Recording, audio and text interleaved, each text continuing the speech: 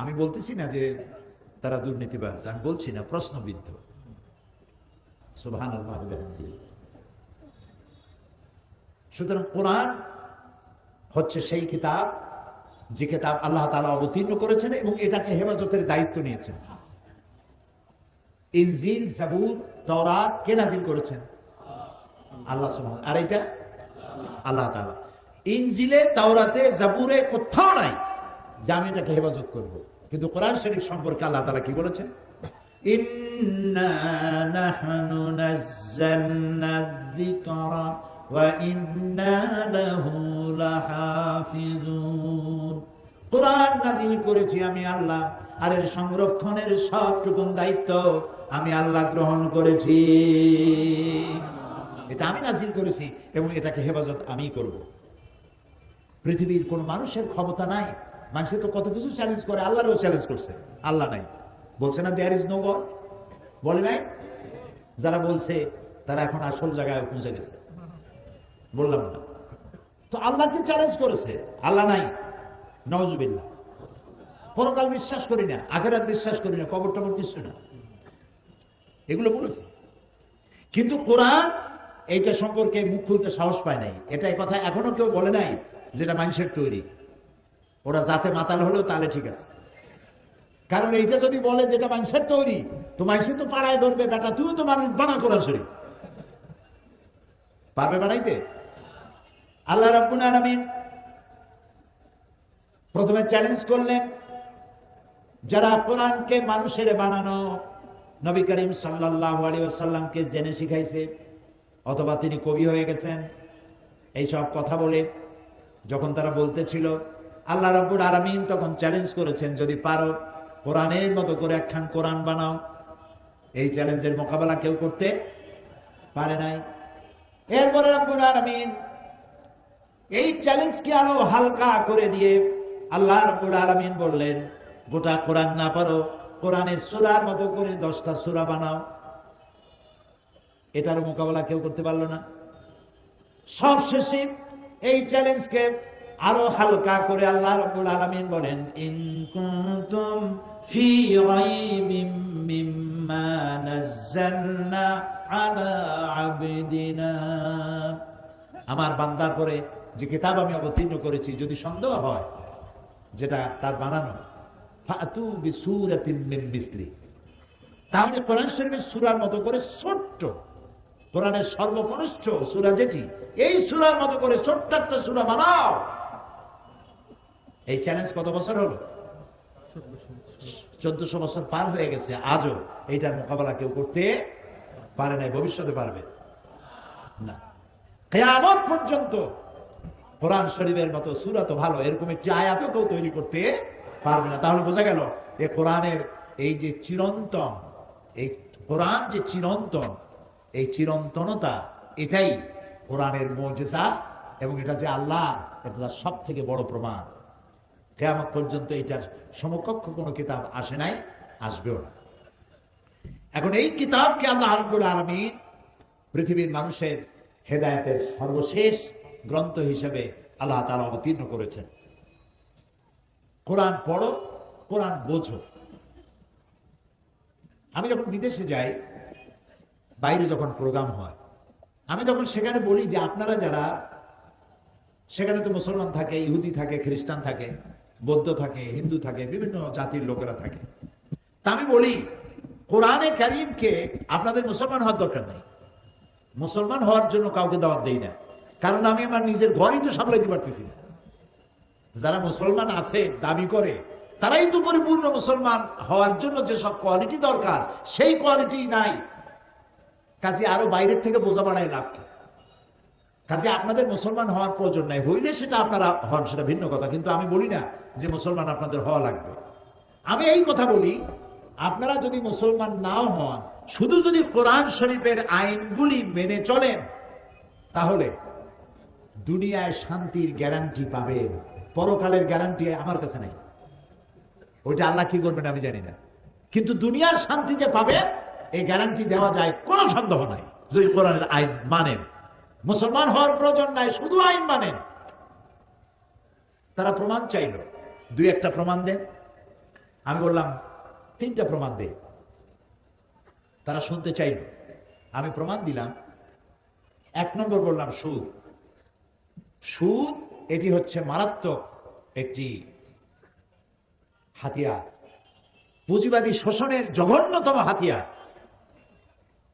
এটি হচ্ছে গরিবদের কাছ থেকে নেওয়া আর ধনীদেরকে দাও।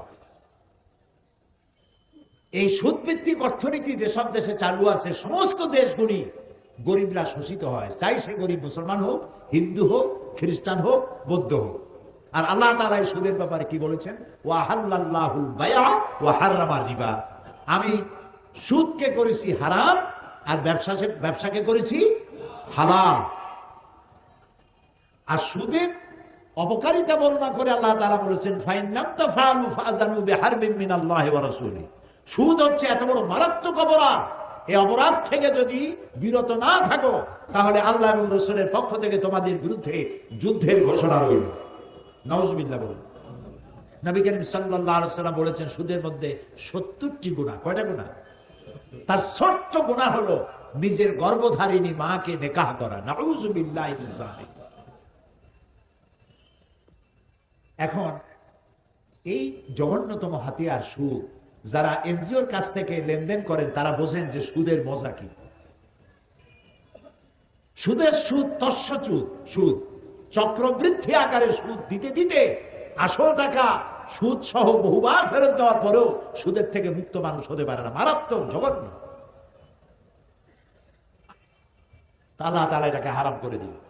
এখন যদি রাষ্ট্র আইন করে এই সুদকে বন্ধ করে দিয়ে, যদি সুদ ভিত্তিক অর্থনীতি বন্ধ হয়ে গিয়ে যদি যাকাত ভিত্তিক অর্থনীতি চালু হয়ে যায়, তাহলে এর দ্বারা উপকৃত হবে কি মুসলমান না হিন্দু, খ্রিস্টান, বৌদ্ধ সবাই হবে? বলেন, বলেন না, জবাব দেন না।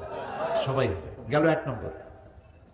2 নম্বরে আল্লাহ তাআলা কোরআন শরীফে বলছেন ওয়ালা তাকরাবুজ জিনা ইন্নাহু কানা ফাহিশাতান ওয়া সা সাবিলা। জিনা করা তো দূরের কথা, এর নিকটেও যেও না। জেনা করো না, এই কথা কোরআন শরীফে কোথাও নাই। বলা হলো জেনা এত নিকৃষ্ট যেটার কাছেও যেও না। তো কাছে যেতে গেলে নিশ্চয়ই কিছু রুট আছে, কিছু রাস্তা আছে, এই রাস্তাগুলিতেও যেও না। সে রাস্তাগুলি কি? জেনার নিকটবর্তী হওয়ার জন্য যে রাস্তাগুলি, তার মধ্যে একটা হচ্ছে ব্লু ফিল্ম, অশ্লীল নাচ, অশ্লীল গান, অশ্লীল সাহিত্য, নারীর সৌন্দর্য প্রদর্শনী ইত্যাদি। এখন এই যে জিনিসগুলির নাম আমি বললাম, এই জিনিসগুলি যদি চালু থাকে সমাজে, কি কি বললাম মনে আছে? মনে আছে? এই রাস্তাগুলি যদি চালু থাকে তাহলে এর দ্বারা নির্যাতিতা হবে সকল শ্রেণীর নারীরা, চাই সে মুসলমান হোক, চাই সে হিন্দু হোক, চাই সে বৌদ্ধর মেয়ে হোক। ঠিক কিনা? কথা সত্য কিনা? এখন রাষ্ট্র যদি এই রুটগুলি বন্ধ করে দেয়, জেনা করার রুট, জেনা করার রাস্তা, লাইনগুলি বন্ধ যদি রাষ্ট্র করে, সৌন্দর্য প্রদর্শনী নিষিদ্ধ, ব্লু ফিল্ম প্রদর্শনী নিষিদ্ধ, অশ্লীল ছায়াছবি, অশ্লীল গান, নারীর সৌন্দর্য প্রদর্শনী ইত্যাদি নিষিদ্ধ, রাষ্ট্র যদি আইন করে বন্ধ করে দেয়, আপনারাই বলেন এর দ্বারা কি উপকৃত হবে শুধুমাত্র মুসলমান মেয়েরা, না সব জাতি, ধর্ম, দল, মত নির্বিশেষে সকল নারীরা তাদের ইজ্জত এবং সম্ভ্রমের গ্যারান্টি পাবে? কথা ঠিক কিনা?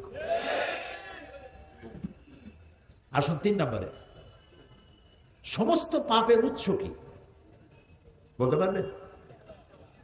মদ এবং জুয়া সমস্ত পাপের উৎস। ওয়াসআলুনাকা আনিল খামরি ওয়াল মাইসিরি কুল ফীহিমা ইসমুন কাবীর। হে নবী, আপনাকে প্রশ্ন করা হয় মদ এবং জুয়া সম্পর্কে, আপনি বলুন ইসমুন কাবীর, এটা মারাত্মক গুনাহ, মারাত্মক অপরাধ। শিরক, এটাকে কিন্তু বড় গুনাহ বলা হয় নাই। আমি যদি প্রশ্ন করি সব থেকে বড় গুনাহ কি, আপনারা জবাবে বলবেন কি বলেন তো? শিরক। আমি জানি জবাবটা আপনারা দিবেন, কিন্তু শিরককে বড় গুনাহ বলা হয় নাই। অবশ্যই বড় গুনাহ, কিন্তু কোরআনে কারীম এটাকে বড় গুনাহ বলে নাই, এটাকে বলা হয়েছে ইন্নাশ শিরকা লা যুলমুন আযীম। এটা বড় জুলম, বড় অত্যাচার। জুলম কারে বলে? উলামায়ে কেরাম জানেন, ওয়াদুল শাই ফি গায়রি মুহাল্লি। জুলুম বলা হয় যে জিনিসটা যেখানে রাখার সেখানে না রেখে অন্য জায়গায় রাখার নাম হলো, বলেন, জুলম। যেমন এই চশমাটা রাখার জায়গা কোথায়? চোখে। আমি এখানে রেখে দিলাম, তাহলে চশমার উপরে কি করা হলো? জুলুম করা হলো। টুপিটা রাখার জায়গা কোথায়? আমি টুপিটা মাথায় না রেখে হাঁটু উঁচু করে বসে হাঁটুর মাথায় রাখলাম, তাহলে টুপির উপরে কি করা হলো? জুলুম করা হলো।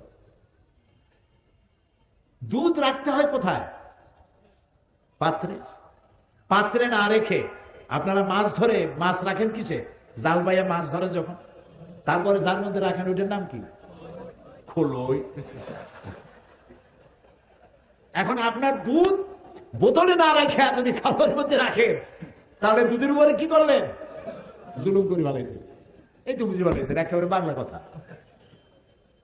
যে জিনিসটা আল্লাহর কাছে চাওয়া, যেটা দিতে পারেন তিনি গায়েব থেকে, তিনি ছাড়া কেউ দিতে পারেন না, সেই জিনিসটা আল্লাহকে ছাড়া কারো কাছে চাওয়ার নামই হলো জুলম। সন্তান দেওয়ার মালিককে, রোগ মুক্ত করার মালিককে, বিপদ থেকে বাঁচাবার মালিককে, হায়াতের মালিককে, মওতের মালিককে বলেন আল্লাহ আল্লাহ আল্লাহ আল্লাহ। সেই আল্লাহকে ছাড়া অন্যের কাছে যখন চাইবেন এই সব বিষয়, তখন আপনি জুলুম করে বসবেন। এটাকে জুলুম বলা হয়েছে, বড় জুলুম। কিন্তু এটা অবশ্যই বড় গুনাহ, কোনো সন্দেহ নেই, কিন্তু একমাত্র বড় গুনাহ নয়। সব বড় গুনার মধ্যে এটাও একটি বড় গুনাহ। কিন্তু আল্লাহ তাআলা বড় গুনাহ হিসেবে ইসমুন কাবীর বলেছেন মদ আর জুয়াকে। মদ এবং জুয়া এই দুটি জিনিস মানুষকে মাথা খারাপ করে দেয়। আরে ভাই একটু সময় দেন, একটু স্ন্যাপ নিচ্ছে, কি অসুবিধা?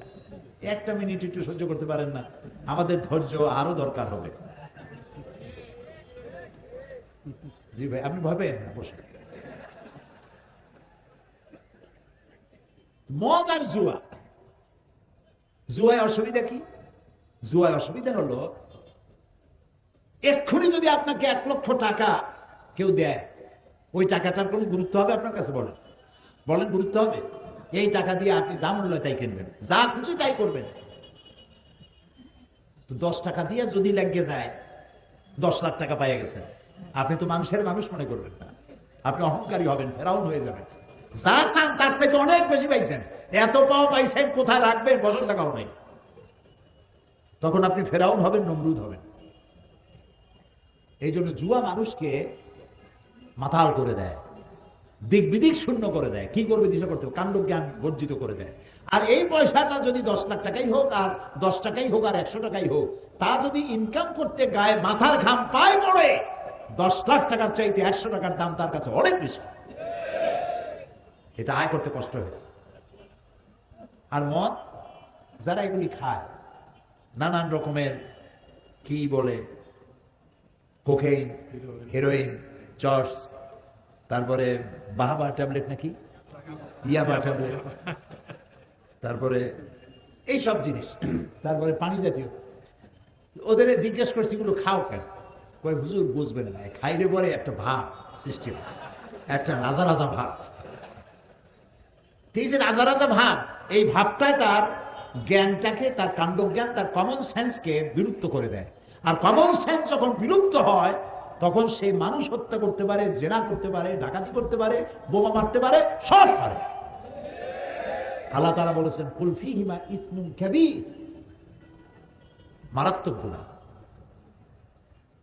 এখন মদ আর জুয়া যদি বন্ধ করে দেওয়া হয়, রাষ্ট্র যদি বলে আমার দেশে মদ জুয়া চলবে না, বন্ধ করে দিলাম, এর উৎপাদন, বিপণন এবং সেবন সম্পূর্ণ নিষিদ্ধ, এটা যদি রাষ্ট্র করে দেয়, তাহলে মদ্য আর জুয়ারিদের যন্ত্রণা থেকে শুধু মুসলমানেরাই হেফাজত পাবে নাকি?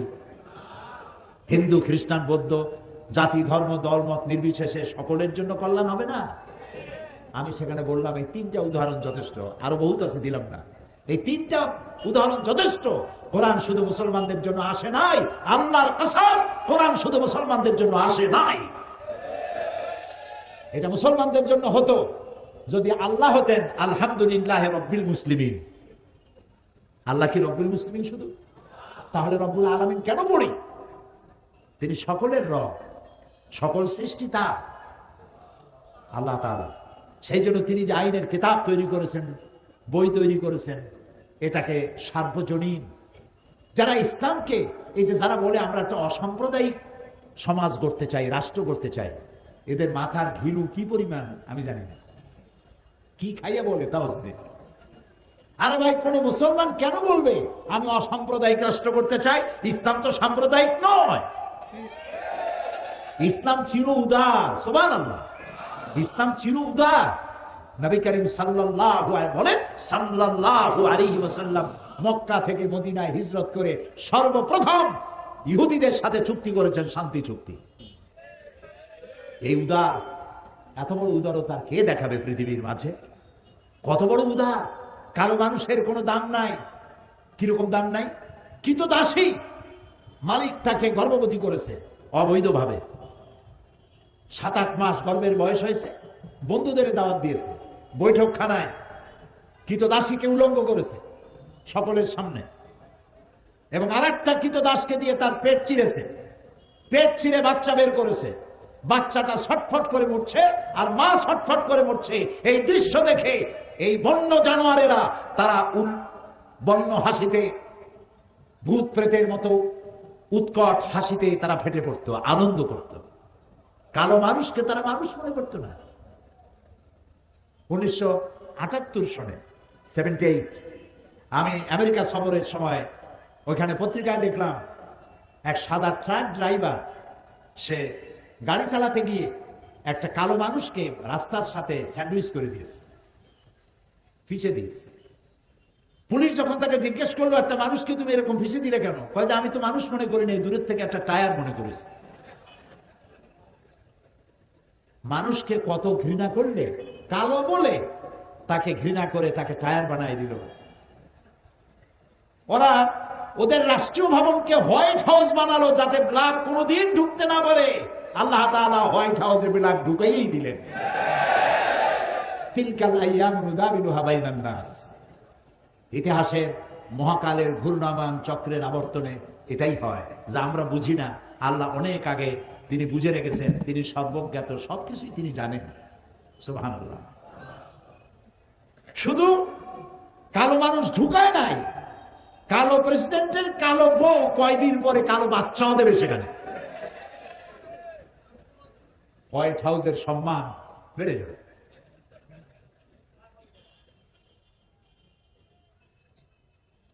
প্রিয় ভাই সব, নবী করিম সাল্লাল্লাহু আলাইহি ওয়াসাল্লাম সাদা এবং কালোর আকাশচুম্বী ব্যবধান দূর করেছেন। মক্কায় যখন প্রবেশ করতেছিলেন ফতে মক্কার দিনে, আপনারা কি ভয় পাইছেন নাকি? খুব কি দুশ্চিন্তাগ্রস্ত? মাঝে মধ্যে জবাব দেন যখন তখন মনে হয় ভয় টয় পাইছেন মনে হয়। ক্যামেরার ফ্ল্যাশ দেখলে মনে হয় আটকে ওঠে। আরে ভাই, ভয় পাওয়ার কারণ নাই। বদরের বিজয় হয়, উহুদের পরাজয় হয়, আবার সামনে ফতে মক্কার হাতছানি থাকে।